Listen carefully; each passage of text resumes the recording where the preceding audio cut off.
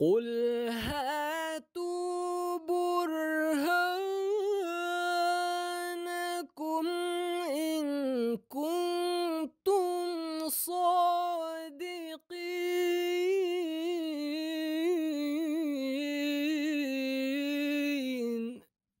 اعوذ باللہ من الشیطان الرجیم، بسم اللہ الرحمن الرحیم۔ السلام علیکم ورحمۃ اللہ وبرکاتہ۔ ناظرین کرام، کتب سیدنا حضرت مسیح موعود علیہ الصلوۃ والسلام پر مخالفین کی طرف سے اٹھائے جانے والے اعتراضات کے جوابات کا سلسلہ جاری ہے۔ پروگرام میں خاکسار عبد النور عابد کے ساتھ محترم مولانا ہادی علی چودھری صاحب تشریف فرما ہیں، جو انشاءاللہ آپ کے سوالات کے جواب دیں گے۔ ہادی صاحب، براہین احمدیہ پر ہم بات کر رہے ہیں جی، اور اس کے مختلف جو اعتراضات مخالفین اٹھاتے ہیں، جی ہم نے کافی جو سوال ہیں اس کے جواب دیے بھی ہیں، آئندہ بھی انشاءاللہ آئیں گے۔ جی ایک اعتراض جو مخالفین کی طرف سے کیا جاتا ہے وہ بلا واسطہ یا بالواسطہ براہین احمدیہ سے ہی جڑتا ہے۔ جی تحفہ گولڑویہ حضرت مسیح علیہ السلام کی کتاب ہے، جی جس میں حضور نے فرمایا ہے کہ حیات مسیح کا جو عقیدہ ہے وہ منجر الی الشرک ہے، جی جبکہ آپ علیہ الصلوۃ، مخالفین یہ کہتے ہیں کہ براہین احمدیہ میں حضرت مسیح علیہ السلام نے یا مرزا صاحب نے یہ لکھا ہے کہ حضرت عیسیٰ واپس آئیں گے۔ جی تو سوال کی طرز جو دینے کی کوشش کرتے ہیں وہ یہ ہے کہ چونکہ مرزا صاحب نے لکھا کہ وہ شرک کی طرف لے جاتا ہے، منجر الی الشرک ہے، جی تو کیا نعوذ باللہ وہ خود بھی شرک کرتے رہے اتنے سال؟ جزاکم اللہ۔ بسم اللہ الرحمن الرحیم، نحمدہ و نصلی علی رسولہ الکریم وعلی عبدہ المسیح الموعود۔ حضرت مسیح موعود علیہ الصلوۃ والسلام نے یہ جو لکھا ہے کہ حیات مسیح کا عقیدہ منجر الی الشرک ہے، یہ حضرت مسیح موعود علیہ الصلوۃ والسلام کا اپنا عقیدہ نہیں تھا، آپ نے رسماً وہ معنی لکھی ہیں صرف، اور اس کا اظہار آپ نے بار بار کیا۔ ہم نے پچھلے پروگراموں میں بھی وہ تحریرات یکے بعد دیگرے پڑھی ہیں۔ تو یہ معنی آپ کے الہامی نہیں تھے اور رسماً تھے، اور اس پر آپ کا کوئی عقیدہ استوار نہیں تھا کہ جس پر آپ نے باقاعدہ عمل کیا ہو، اور اس وقت آپ مامور بھی نہیں تھے۔ چنانچہ حضرت مسیح موعود علیہ الصلوۃ والسلام نے یہاں پھر میں ایک دفعہ آپ کا وہ پڑھ دیتا ہوں کہ اس جگہ یاد رہے۔ آپ فرماتے ہیں، ایام الصلاح کتاب ہے 1899 کی، اس کا پہلے بھی یہ پڑھا گیا تھا۔ اس جگہ یاد رہے کہ میں نے براہین احمدیہ میں غلطی سے توفی کے معنی ایک جگہ پورا دینے کے کیے ہیں، جس کو بعض مولوی صاحبان بطور اعتراض پیش کیا کرتے ہیں، مگر یہ امر جائے اعتراض نہیں۔ میں مانتا ہوں کہ وہ میری غلطی ہے، الہامی غلطی نہیں۔ یہ اصل بات ہے۔ میں بشر ہوں اور بشریت کے عوارض، مثلا جیسا کہ سہو و نسیان اور غلطی، یہ تمام انسانوں کی طرح مجھ میں بھی ہیں۔ گو میں جانتا ہوں کہ کسی غلطی پر مجھے خدا تعالیٰ قائم نہیں رکھتا، مگر یہ دعویٰ نہیں کرتا کہ میں اپنے اجتہاد میں غلطی نہیں کر سکتا۔ خدا کا الہام غلطی سے پاک ہوتا ہے، مگر انسان کا کلام غلطی کا احتمال رکھتا ہے، کیونکہ سہو و نسیان لازمہ بشریت ہے۔ تو بڑی واضح بات ہے، یہ وضاحت کافی ہونی چاہیے تھی، اور یہ وضاحت حضرت مسیح موعود علیہ الصلوۃ والسلام نے بار بار کی ہے۔ تو ایک شریف آدمی کا تو یہ عمل ہونا چاہیے کہ ایک معذرت کر رہا ہے ایک شخص اور اس کی وجوہات بھی بتا رہا ہے تو ماننی چاہیے۔ تو بار بار یہ اعتراض کرنا یہ منکروں کا فعل ہے، انہی کی سنت ہے۔ جہاں تک یہ بات ہے کہ یہ منجر الی الشرک ہے، منجر کے معنی ہیں گھسیٹنا یا کھینچ کر اپنی طرف لانا، تو یہ شرک کی طرف یہ عقیدہ کھینچتا ہے، یہ عملاً واضح ہے۔ اور اس میں جو شرک میں یہ کہنا کہ حضرت مسیح موعود علیہ الصلوۃ والسلام نے اتنا عرصہ شرک کیا، یہ میں عرض کر چکا ہوں کہ آپ کا نہ وہ عقیدہ تھا، نہ آپ نے اس پر عمل کیا اور اس میں شرک کی طرف جا سکے، وہ ایک رسمی بات تھی۔ یہ اسی طرح تھی جس طرح حضرت صلی اللہ علیہ وسلم نے خانہ کعبہ کی بجائے بیت المقدس کی طرف رخ کیا، نماز ادھر رخ کر کے پڑھتے تھے۔ قبلہ جو ہے بدلہ ہے وہ سن 2 ہجری میں۔ یہ الگ بات ہے کہ حضرت صلی اللہ علیہ وسلم کوشش کرتے تھے کہ ادھر رخ ہو جہاں قبلہ بھی سامنے ہو۔ مکہ میں تو یہ ممکن تھا، مدینہ میں یہ ممکن نہیں رہا۔ تو اس کو حضرت صلی اللہ علیہ وسلم نے تب بدلا جب اللہ تعالیٰ نے حکم دیا۔ تو جب اللہ تعالیٰ ایک بات سے دوسری طرف لے جاتا ہے تو اس کا یہ مطلب نہیں کہ حضرت صلی اللہ علیہ وسلم نے باوجود اپنی نبوت کے، اور آپ ایک سب سے بڑے نبی تھے، تو اپنے سے چھوٹے نبی کی طرف اس کے یعنی جدھر وہ قبلہ کرتے تھے ادھر قبلہ کیا، تو یہ الزام نہیں دے سکتے ہم کہ آپ کا فعل ان کے مطابق تھا۔ اسی طرح اس کا دوسرا پہلو یہ ہے کہ حضرت صلی اللہ علیہ وسلم جب خانہ کعبہ میں بچپن سے بھی طواف بھی کرتے تھے اور رکوع سجود جو تھی عبادت کرتے تھے، خانہ کعبہ میں غار حرا میں بھی جاتے تھے، مگر جب مکہ میں تھے تو خانہ کعبہ میں کرتے تھے۔ اور خانہ کعبہ میں کیا تھا؟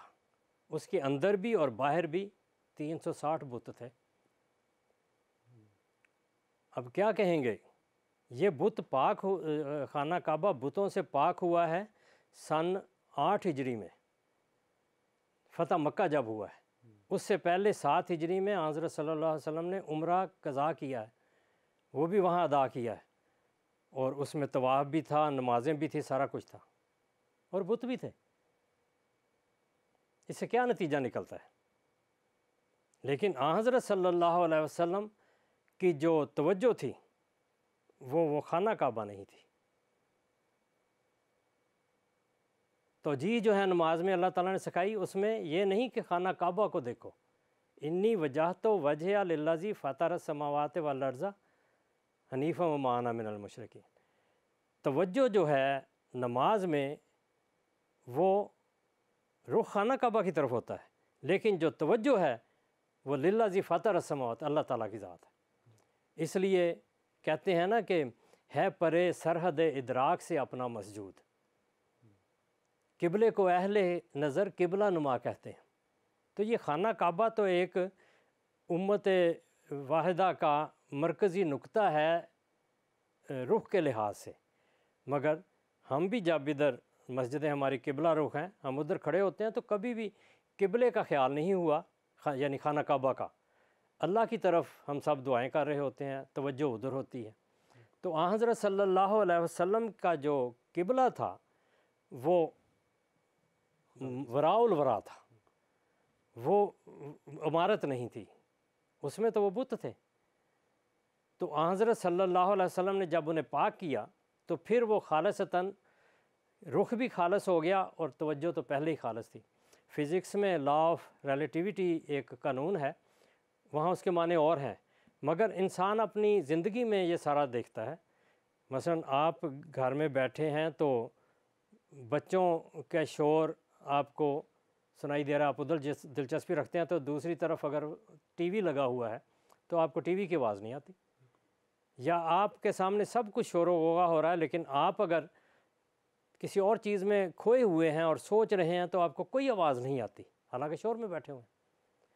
تو اس طرح وہ توجہ جو ہے وہ ادھر ہوتی ہے۔ حضرت مسیح موعود علیہ السلام کی توجہ حضرت عیسیٰ علیہ السلام کی موت کے عقیدے پر رہی، اور جو اللہ تعالیٰ آپ کو بنانا چاہتا تھا ادھر تھی، اور یہ حضرت مسیح موعود علیہ السلام نے اسی جگہ لکھا ہے۔ ایام الصلاح میں بھی اس کو بیان فرمایا ہے، اور براہین احمدیہ میں بھی اس کو بیان فرمایا ہے۔ ایام الصلاح تو 1899 کی کتاب ہے، لیکن براہین احمدیہ میں آپ فرماتے ہیں کہ جس غلبہ کاملہ دین اسلام کا وعدہ دیا گیا ہے وہ غلبہ مسیح کے ذریعہ سے ظہور میں آئے گا، اور جب حضرت مسیح علیہ السلام دوبارہ اس دنیا میں تشریف لائیں گے تو ان کے ہاتھ سے دین اسلام جمیع آفاق اور اقطار میں پھیل جائے گا۔ لیکن اس عاجز پر ظاہر کیا گیا، یعنی یہ پہلی باتیں ہیں کہ وہ آئیں گے تو کریں گے۔ حضور فرماتے ہیں لیکن اس عاجز پر ظاہر کیا گیا ہے کہ یہ خاکسار اپنی غربت اور انکسار اور توکل اور ایثار اور آیات اور انوار کی روح سے مسیح کی پہلی زندگی کا نمونہ ہے، اور اس عاجز کی فطرت اور مسیح کی فطرت باہم نہایت ہی متشابہ واقع ہوئی ہے۔ یہ اب مسیح ہونے کی طرف حضرت مسیح علیہ السلام کا رخ اسی وقت موجود تھا، لیکن اس کے بعد جلدی اللہ تعالیٰ نے توجہ پھیری اور آپ کو وہ مقام بھی عطا کیا گیا۔ تو حضور فرماتے ہیں اس عاجز کی فطرت اور مسیح کی فطرت باہم نہایت ہی متشابہ واقع ہوئی ہے، گویا ایک ہی جوہر کے دو ٹکڑے یا ایک ہی درخت کے دو پھل ہیں، ایک مشابہت ہے، اور یوں کہ مسیح کامل اور عظیم الشان نبی یعنی موسیٰ کا تابع اور خادم دین تھا، اور اس کی انجیل تورات کی فرح ہے، اور یہ عاجز بھی اس جلیل الشان نبی کے آخر خادمین میں سے ہے کہ جو سید الرسل اور سب رسولوں کا سرتاج ہے۔ جس طرح حضرت عیسیٰ علیہ السلام حضرت موسیٰ علیہ السلام کے پیروکار تھے، ان کے سلسلے کے آخر میں تھے، حضور فرماتے ہیں کہ میں اس جلیل الشان نبی کے آخر خادمین میں سے ہوں کہ جو سید الرسل اور سب رسولوں کا سرتاج ہے۔ اگر وہ حامد ہیں تو وہ احمد ہے، یعنی اگر دوسرے نبی حامد ہیں تو محمد رسول اللہ صلی اللہ علیہ وسلم احمد ہیں، سب سے زیادہ تعریف کرنے والے، اور اگر وہ محمود ہیں یعنی پہلے نبی اگر ان کی تعریف کی گئی ہے تو وہ محمد ہے صلی اللہ علیہ وسلم، یعنی آپ کی سب سے بڑھ کر بہت زیادہ تعریف کی گئی ہے۔ چونکہ اس عاجز کو حضرت مسیح سے مشابہت تامہ ہے، اس لیے خداوند کریم نے مسیح کی پیشگوئی میں ابتدا سے اس عاجز کو بھی شریک کر رکھا ہے۔ یہ رخ موجود تھا براہین احمدیہ میں بھی، تو حضرت مسیح موعود علیہ السلام نے رسماً وہ معنی لکھ دیے، مگر یہ ادھر رخ اور رہا۔ تو پھر فرماتے ہیں کہ یعنی حضرت مسیح پیشگوئی متذکرہ بالا کا ظاہری اور جسمانی طور پر مصداق ہے، اور یہ عاجز روحانی اور معقولی طور پر اس کا محل اور مورد ہے، یعنی روحانی طور پر دین اسلام کا غلبہ جو حجج قاطعہ اور براہین ساطعہ پر موقوف ہے، اس عاجز کے ذریعہ سے مقدر ہے، اس کی زندگی میں یا وفات کے بعد۔ تو یہ حضرت مسیح موعود علیہ السلام کو اللہ تعالیٰ نے وہ رخ براہین احمدیہ میں دے دیا تھا، اور حضرت مسیح علیہ السلام نے لکھا ہے، لیکن یہ سربستہ راز جو ہیں وہ جلدی کھلے ہیں پھر بعد میں۔ تو ایام الصلاح میں جو میں نے پہلے بھی عبارت پڑھی تھی اس کے آگے حضور فرماتے ہیں، یعنی وہ صحو و نسیان والے بات کے بعد لکھتے ہیں، میں نے براہین احمدیہ میں بھی یہ اعتقاد ظاہر کیا تھا کہ حضرت عیسیٰ علیہ السلام پھر واپس آئیں گے، مگر یہ بھی میری غلطی تھی جو اس الہام کے مخالف تھی جو براہین احمدیہ میں ہی لکھا گیا، کیونکہ اس الہام میں خدا تعالیٰ نے میرا نام عیسیٰ رکھا اور مجھے اس قرآنی پیشگوئی کا مصداق ٹھہرایا جو حضرت عیسیٰ علیہ السلام کے لیے خاص تھی، یعنی هو الذی ارسل رسولہ بالہدی و دین الحق لیظہرہ علی الدین کلہ۔ یہ غلبہ اسلام جو دیگر ادیان پر ہے، یہ ذالک عند نزول عیسیٰ، ذالک عند ظہور المہدی، یہ ہمارے ائمہ کرام پہلے اپنی تفسیروں میں لکھ چکے ہیں۔ تو یہ حضرت مسیح موعود علیہ السلام اس عقیدے پر قائم نہیں تھے، بلکہ آپ اس شرک کی طرف گئے ہی نہیں، کبھی بھی اس پر عمل نہیں ہوا۔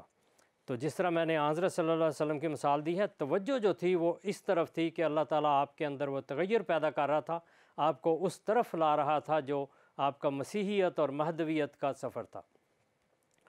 اب جہاں تک اس بات کا تعلق ہے کہ یہ منجر الی شرک ہے، تو اس میں جو حضرت عیسیٰ علیہ السلام کی زندگی کا عقیدہ ہے، اس نے جتنا اسلام کو نقصان پہنچایا ہے وہ شرک میں اس طرح داخل کرتا ہے کہ انسان خدا تعالیٰ کی توحید کو چھوڑ دیتا ہے۔ چنانچہ پادری جو تھے، انہوں نے حضرت صلی اللہ علیہ وسلم کا وہ مکالمہ جو کفار کے ساتھ تھا قرآن کریم میں سورہ بنی اسرائیل کی آیت نمبر 92 سے 94 تک درج ہے، جس میں انہوں نے کہا کہ آپ کے باغات ہوں، آپ آسمان پر جائیں اور وہاں فرشتے آپ کے ساتھ نازل ہوں، آپ ایک کتاب لے کر آئیں جس کو ہم پڑھیں تو ہمارے سامنے آسمانوں سے اتریں۔ تو اس وقت رسول کریم صلی اللہ علیہ وسلم نے فرمایا حل کنت الا بشرا رسولا، کہ میں تو ایک بشر اور رسول ہوں۔ یہاں پادری یہ کہتے تھے اور یہ مجمع لگاتے تھے ریلوے اسٹیشنوں پر اور جہاں لوگ اکٹھے ہوتے تھے۔ حضرت مسیح موعود علیہ السلام کی بعثت سے پہلے کا یہ واقعہ ہے، آپ کے بعد بھی یہ کرتے رہے ہیں، مگر اس کے بعد بند باندھ دیا گیا تھا۔ تو وہ کہتے تھے دیکھیں رسول اللہ صلی اللہ علیہ وسلم نے معذرت کی ہے اور آسمان پر اس لیے نہیں گئے کہ وہ بشر اور رسول تھے، اور اگر حضرت عیسیٰ علیہ السلام آسمان پر ہیں، اور یہ ہمارا بھی عقیدہ ہے تمہارا بھی عقیدہ ہے، تو اس کا مطلب وہ بشر اور رسول سے بالا تھے، وہ خدا تھے اور خدا کے بیٹے تھے۔ کیا جواب تھا علماء کے پاس؟ اسی وجہ سے علماء اسلام کو چھوڑ کر عیسائیت میں داخل ہو رہے تھے۔ یہ وہ عقیدہ ہے جس نے حضرت عیسیٰ علیہ السلام کی پیروی سکھائی ہے خدا تعالیٰ کو چھوڑ کر۔ پھر وہ کہتے تھے کہ محبت کا پتہ حفاظت سے لگتا ہے، اور مثال دیتے تھے مثلاً آپ کا بیٹا ہے اور ایک طرف آپ کی جائیداد ہے، مکان ہے بڑا خوبصورت، آپ نے ساری زندگی کمائی کر کے بنایا ہے، مگر مکان کو آگ لگتی ہے، اس میں آپ کا بیٹا بھی ہے، آپ کس کو بچائیں گے، مکان کو کہ بیٹے کو؟ جواب کیا تھا؟ بیٹے کو بچائیں گے۔ کہتے دیکھیں رسول اللہ صلی اللہ علیہ وسلم کو زندگی میں، ساری زندگی میں تکلیفیں پہنچی، احد کا واقعہ اور دیگر جو کفار تکلیفیں دیتے تھے، گلے میں چادر باندھ کے کس دی، اور اس طرح کی کئی باتیں کرتے تھے، طائف میں پتھر پڑے، اللہ تعالیٰ تو نہیں آیا، لیکن حضرت عیسیٰ علیہ السلام کو صلیب چڑھایا تو آسمان پر اٹھا لیا، کس کی حفاظت کی؟ بیٹے کی۔ تو حضرت عیسیٰ علیہ السلام بیٹا ہے اور اس نے کل آنا ہے، تو آج اس کو قبول کرو، اس کو تیاری کرو۔ تو انسان کدھر جاتا ہے؟ عیسائیت کی طرف جاتا ہے۔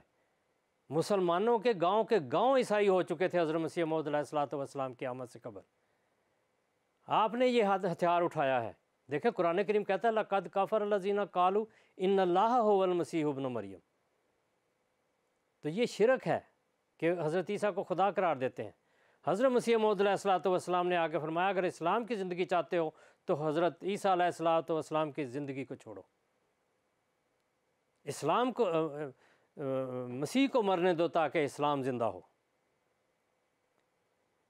تو یہ منجر علی شرک ہے، اور جو لوگ اس پر قائم ہیں وہ رسول اللہ صلی اللہ علیہ وسلم کو چھوڑ کر حضرت عیسیٰ علیہ السلام کو درجہ اونچا دیتے ہیں، اور حضرت مسیح موعود علیہ السلام نے اس کو حضرت صلی اللہ علیہ وسلم کی توہین قرار دیا ہے۔